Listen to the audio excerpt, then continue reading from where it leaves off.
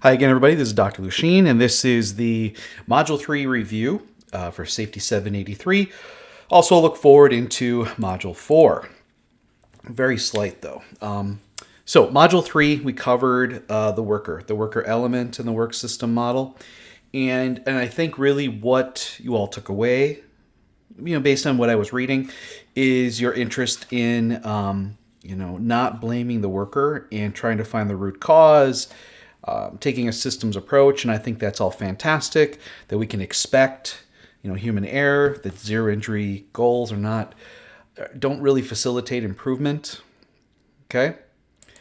But I'm going to throw a wrench into the ointment. Wait, what? Fly in the ointment. Wrench. There was a paper published. Let's see, does it have the date? Not on it. It's fairly recent, though.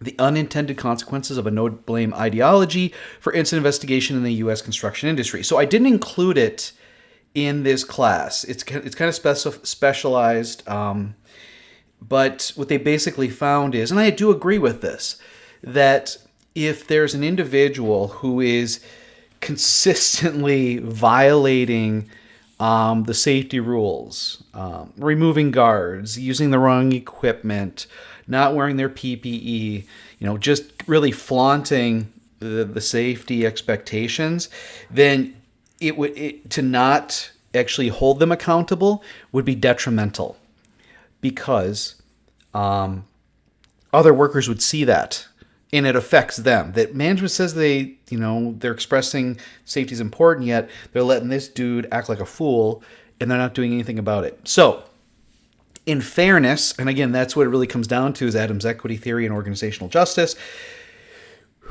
When someone is acting like that, we need to ensure that workers see that safety is important and you can't just act like a fool.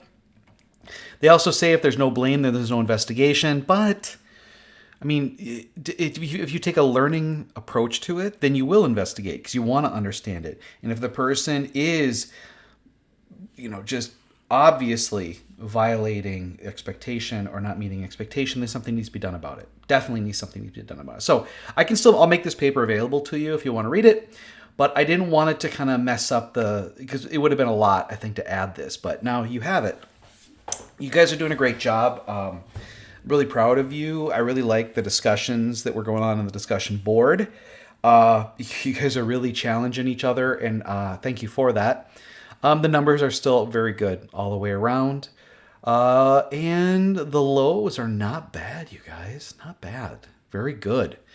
So just keep doing what you're doing. And reach out to me if you have questions. And, of course, join me on either Wednesday nights or Sunday morning, Sunday evening. I only had one person come last week to the Wednesday night, and nobody showed up for the Sunday meetings. But I was there. Again, I stay on for like 20, 25 minutes. Nobody shows, then I just go back to work.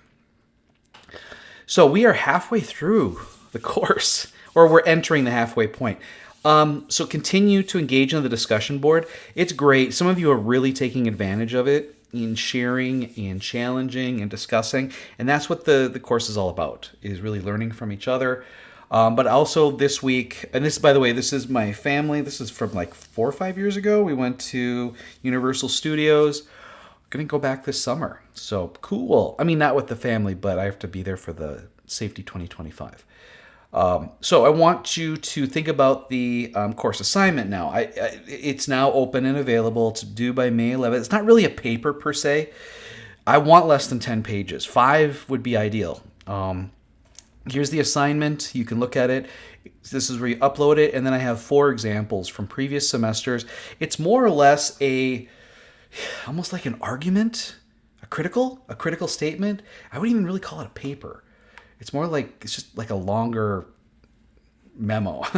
It's worth 30% of your grade. I want you to justify it. So what I want you to do is I'd really like you to address a policy or program performance measure and provide background, criticize maybe what we do now, and then maybe recommend how you could persuade management to change to a new measure or a new policy.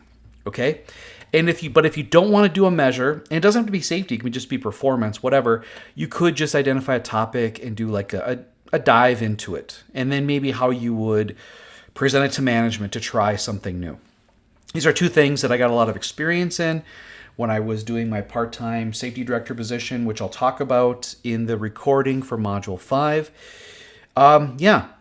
So you need to identify more than one peer-reviewed study. So I do want it to be a justified based on research literature.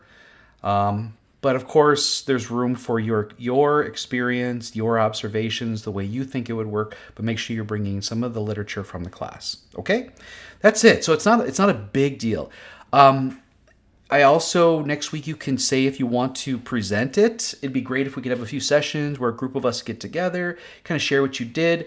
It's not required, but I will provide some form of bonus, round you up a little bit for your paper score, if that's what you want, if that's what you need. It's more or less a complimentary opportunity. Okay, that's the paper. The readings for this week, I did 1, 2, 3, 4, 5, 6. So there are 6. And then I review some stuff here too. So we're getting into the phase where we're going to start kind of getting critical, though we're kind of still building a little foundation when it comes to sociotech and macro ergo. But introducing HOP, safety differently, safety 2, excuse me. And just, yeah. So I think this is a good time to really kind of challenge some of the beliefs we've had, see what we can do to expand our knowledge and application. Here are the discussion posts. There are 5 of them. Again, we're starting to get into challenging some concepts, and I think that's great. But yeah, so go ahead and please keep going, keep participating like you have been. I did open Module 5 already, even though it's week 4. I had a few students ask if they could get early access. They've got some things going on, and I'm glad I was able to oblige. Also, this week is the Wisconsin Safety Conference. I am speaking at it on Tuesday and Wednesday. This is my Tuesday, front page of my slides. So I'm presenting Tuesday at 4 o'clock, 3 o'clock, excuse me. And then Wednesday, I think at 11 o'clock. And that's a different one with a friend of mine.